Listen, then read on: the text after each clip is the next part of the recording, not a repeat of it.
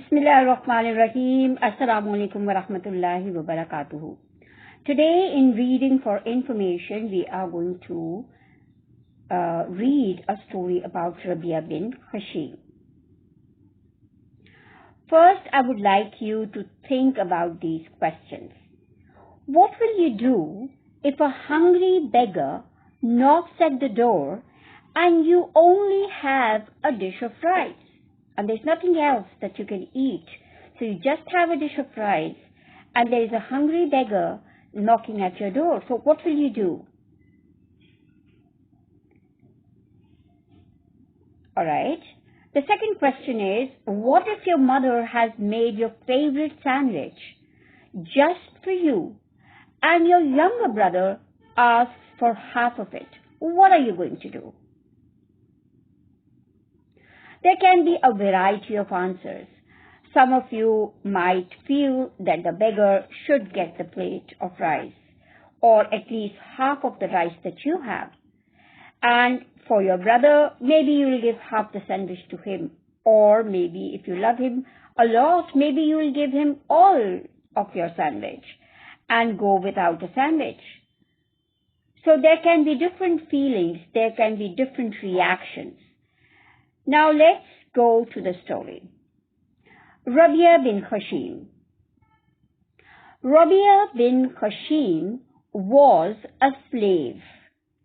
A slave is like a servant who is bought, and he cannot do anything without the permission of his owner. So whoever owns the slave, you have to listen to him. So that is a very extreme level of being a servant. When he became free, he decided to educate himself and become an imam. So he wanted to be an imam in a mosque. So he decided that he should first educate himself so that he becomes an imam. So this background tells us that he was a very pious man and he wanted to be the best so that he can lead the Muslims in the mosque. He was a kind man. This was another quality of Rabeeah bin Khasheem. Now is the story.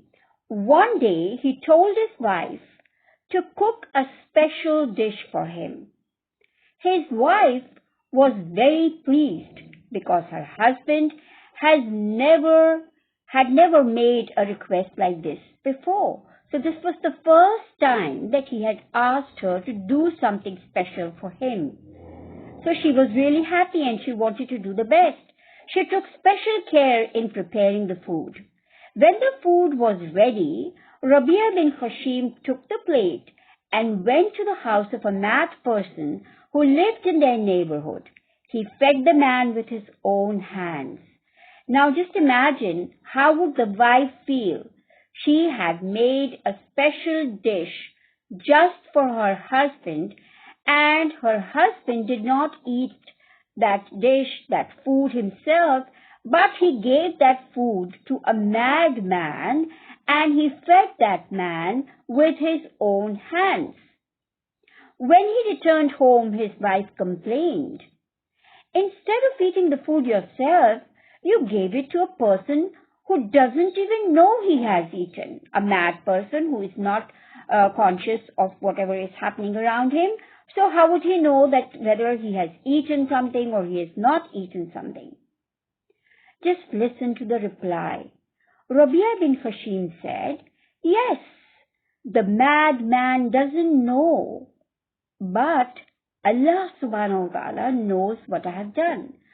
So this tells us that we should do everything for Allah subhanahu wa ta'ala and not for any human being, not to satisfy any of our own personal desire. Allah is watching us all the time and He knows all our actions. That's all for today. Jazakallah. Assalamu alaikum wa rahmatullahi wa barakatuhu.